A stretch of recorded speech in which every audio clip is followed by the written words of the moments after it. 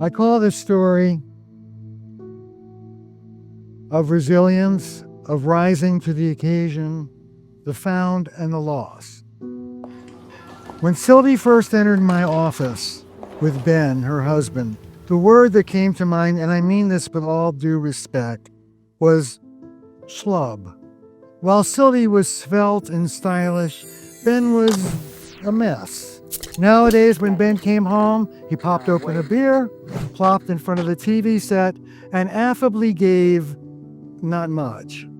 Over time, as Ben grew more comfortable and passive, Sylvie grew more dissatisfied and sharp.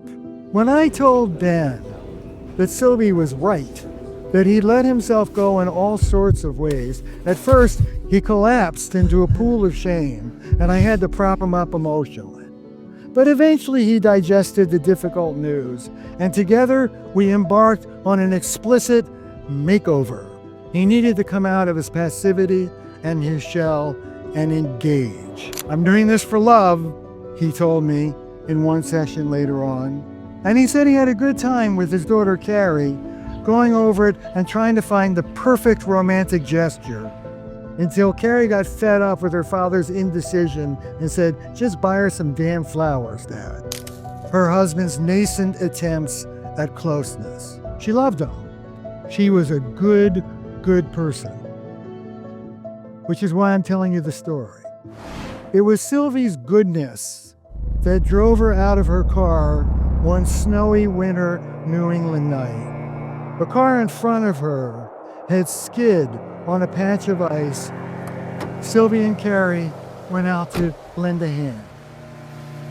It was then that a second car hit that same patch of ice, lost control, and careened into the first car.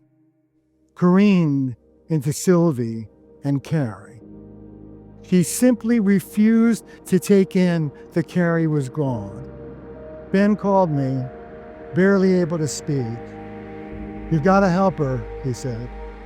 I sat next to Ben and took Sylvie's good hand. "Sylvie," I said, "something terrible has happened."